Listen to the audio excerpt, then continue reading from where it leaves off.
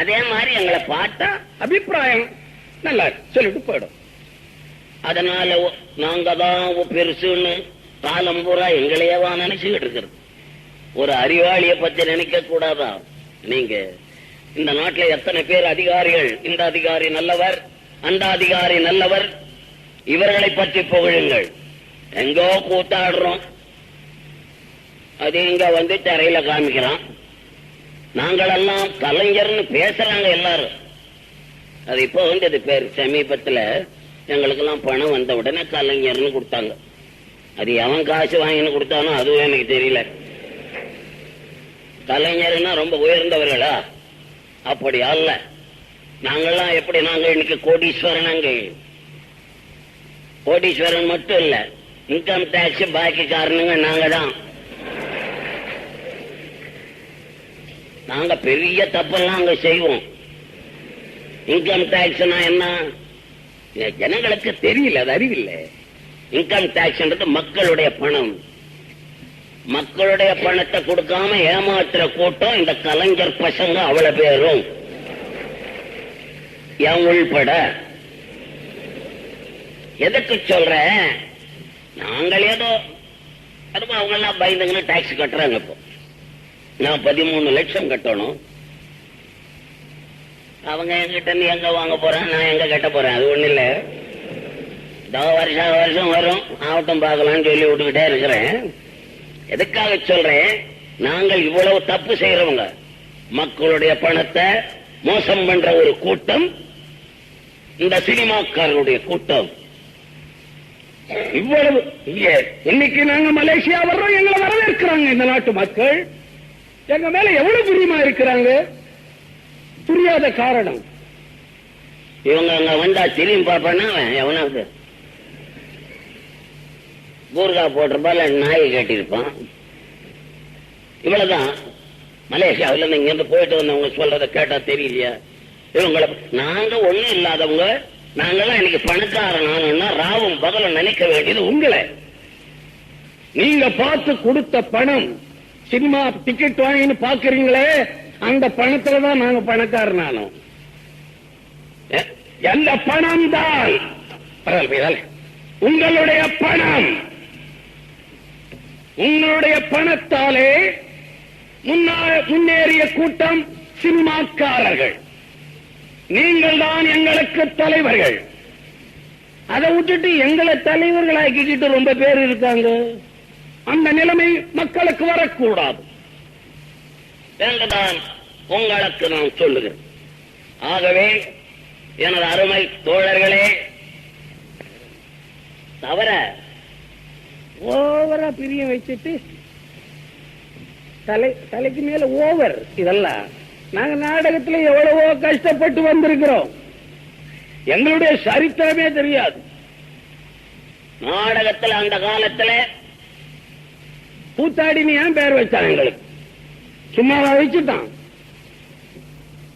Once more பாடிட்டு உள்ள போவோம், அப்பதான் வந்திருப்பாங்க. ஒன்ஸ் மோர் இன்னொரு வாட்டி பாடணும். அப்புறம் நாட்டாமைக்காரன் வருவான் பாதி நாடகத்துல. நாடகமே ஒன்ஸ் மோர்னுவான். எப்படி இருந்து வந்திருக்கு கூத்தாடிகள்? பழையபடி இல்லைன்னா விட மாட்டான். சாவர சீன்ல சாவோம், ஒன்ஸ் மோர்னுவான். இன்னொரு வாட்டி எழுந்திருச்சு சாவணும். அவ்வளவு அறிவுள்ள மக்கள். அப்படியெல்லாம் நாங்க நடத்தி அந்த கூத்தாடி வர்றதுனால்தான் கூத்தாடின்னு வச்சான். மக்கள் சொல்லுகிறபடி எல்லாம் கூத்தாடா கூடியவருக்குத்தான் கூத்தாடின்னு பேர். வர வர திருத்துறோம் அத உலகத்துல நாங்கள். அந்த காலத்து ராஜா என்ன செஞ்சான்? அந்த கதையெல்லாம் பார்த்திருப்பீங்களே. வருவான் ராஜா, மந்திரி மாசம் 3 வாட்டி மழை பெய்ஞ்சுதா? அரசியல் நடத்துறானுங்க அந்த காலத்துல. 3 வாட்டி மழை பெய்யும் போது இந்த பயலுக்கு ஒரு வாட்டி கூட தெரியாது. இவன் எங்கேயாவது பொம்பளைங்களோட உருண்டுகிட்டு கிடப்பான் அந்த பய. வேற என்ன செஞ்சான்? அந்த காலத்து ராஜாவுக்கு என்ன வேலை? மக்களை சுகமா வச்சிருந்தானா? பேரி பசங்க மாதிரி சாப்பிடறதுக்கு. வேற மக்களுக்கு என்ன வேலை கொடுத்தா? உயர்த்திட்டான். சொல்லுவாங்க, அவனை பத்தி புகழ்ந்து பேசுறவெல்லாம் இங்க வந்தா நேரா வரலாம். நான் உண்மையை சொல்ல வர்றதுனால எனக்கு தடை. இந்த ராஜா கதையை சொல்ல சொல்ல என்கிட்ட பிச்சு பெனாட்டி போடுவாங்க. ஒவ்வொன்றையும் எடுத்து எடுத்து பிச்சு சேர சோழ பாண்டிய எல்லாம் 50 மைல் டிஃபரன்ஸ்ல தான் ஒவ்வொருத்தன் ஒரு ராஜா. இவன் பொண்டாட்டி அவன் எடுத்துன்னு போடுவான், அவன் பொண்டாட்டி இவன் எடுத்துன்னு போடுவான். இதுக்கு ஊர் ஜனங்க தாலி அறுத்து சாவணும் சண்டையில. பெரிய ஆண்டுட்டானுங்க. இன்னைக்கு ஆள்பவர்கள் தானடா மனிதர்கள். இன்று மக்களுக்காக ஆளக்கூடியவர்கள் எந்த நாட்டிலே இருந்தாலும் சரி, எந்த நாட்டை எடுத்துக்கொள், மக்களுக்காக தான் அரசாங்கம். நீங்கள் எல்லாம் ஒரு காலத்தில் இங்க வந்தீர்கள் என்றால் எப்படி வந்தீர்கள் மலையாவுக்கு?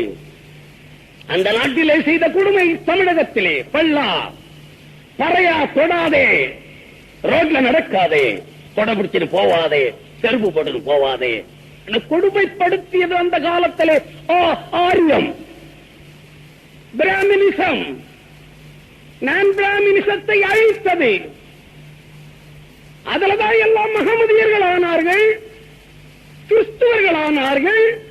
எப்படி ஆனார்கள்? வந்தார்களா அங்கே இருந்து? சரித்திரம் தெரியாதவன் பேசக்கூடிய பேச்சு. இவர்களை பல்லா பறையா என்று விரட்டியதால் இங்கே வந்து விட்டார்கள். நாங்கள் ஏதோ நின்று போராடிக்கிட்டு இருக்கோம். இன்னைக்கும் போராடி போராடிதான் இன்று தமிழர் ஆட்சின்னு ஒண்ணு உண்டாக்கி இருக்கிறோம். அது தந்தை பெரியாரால் என்பதை யாரும் மறுத்துவிடக் கூடாது. நாங்கள் அவ்வளவு எத்தனையோ வாட்டி ஜெயிலுக்கு போயிருக்கோம், எதுக்கோ ஜெயிலுக்கு போயிருக்கோம். ஜெயிலுக்கு போனவர்னு சொல்றோம். ஜெயிலுன்னா இவங்களுக்கு என்ன தெரியும்? இருக்கு இங்கேயும் ஜெயில் பத்தி. இது வேற, அந்த நாட்டு ஜெயில் வேற இல்லையா? ஜெயிலுக்குள்ள பெரிய அறிவாளிகள்லாம் உண்டாகிற இடம் ஜெயிலு. அங்க போனாத்தான் அடுத்தா போல நாட்டாள வரலாம். எடுத்துக்க காந்தி, ஜவஹர்லால் நேரு, தலைவர் காமராஜ், அறிஞர் அண்ணா, கலைஞர் கருணாநிதி. எங்க காலேஜில் இருந்துட்டா நேர அரசியல் கொண்டாங்க. ஜெயிலுக்கு போயிட்டு அப்புறம் அரசியலுக்கு வரணும்.